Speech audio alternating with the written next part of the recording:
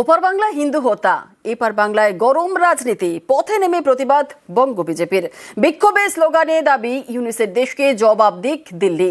এটা কি কৌশলে কেন্দ্রের ওপর চাপ তৈরির চেষ্টা, যাতে কেন্দ্র কোনো পদক্ষেপ করলে ভোটের বাংলায় আরও মেরুকরণের অস্ত্রের শান দেওয়া যায়?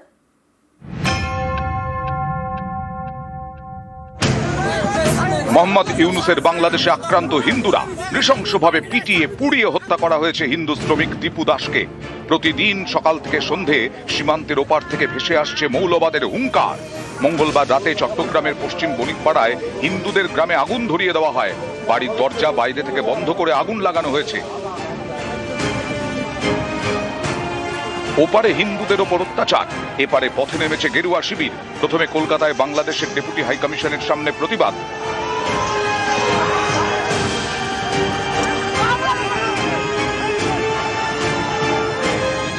বুধবার রাজ্যের একাধিক জায়গা, বিশেষ করে সীমান্তবর্তী নানা এলাকায় বিক্ষোভ দেখানো হয়।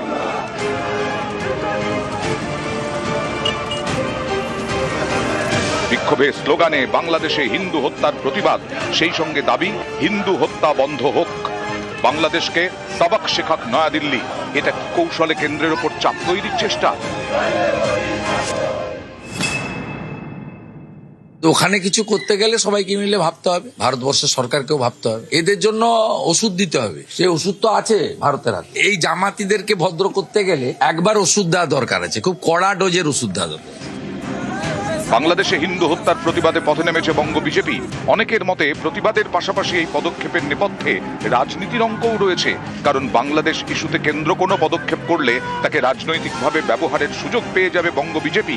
ভোটের বাংলায় মেরুকরণের অস্ত্রে আরও শান দিতে পারবে, প্রচার করতে পারবে বিদেশেও হিন্দুরা আক্রান্ত হলে তাদের পাশে রয়েছে পদ্ম শিবির। নিউজ 18 বাংলা।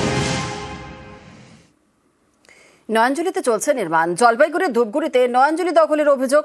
পুলিশের দাবি বুধবার নির্মাণ কাজ বন্ধ করে দেওয়া হয়। আর পশ্চিম মেদিনীপুরে একেবারে অন্য ছবি। চন্দ্রকোনায় তৈরি হচ্ছে কালভার্ট, আর এই কাজের জন্য খোঁড়া মাটি বিক্রির অভিযোগ।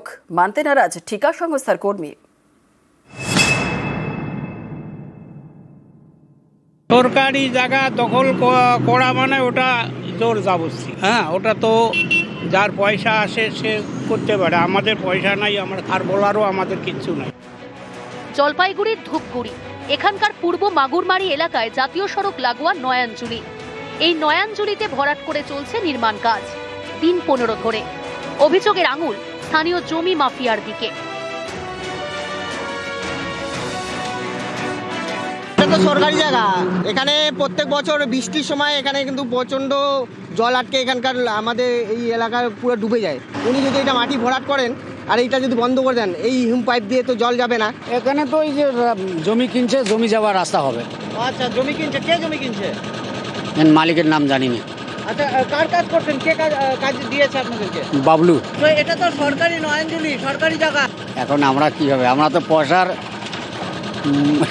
ওভাবে কাজ করছে, তাহলে আমরা কি, মালিক করাচ্ছে, আমরা কি করবো? বুধবার ঘটনাস্থলে যায় ধূপগুড়ি থানার পুলিশ। আইসির বক্তব্য, নয়াঞ্জলিতে নির্মাণ কাজ বন্ধ করে দেওয়া হয়েছে। পশ্চিম মেদিনীপুরের চন্দ্রকোনা, এখানকার মানিককুণ্ড পঞ্চায়েত এলাকায় কালভার্ট তৈরি করছে পূর্ত দফতর। এর জন্য খোঁড়া হয়েছে মাটি।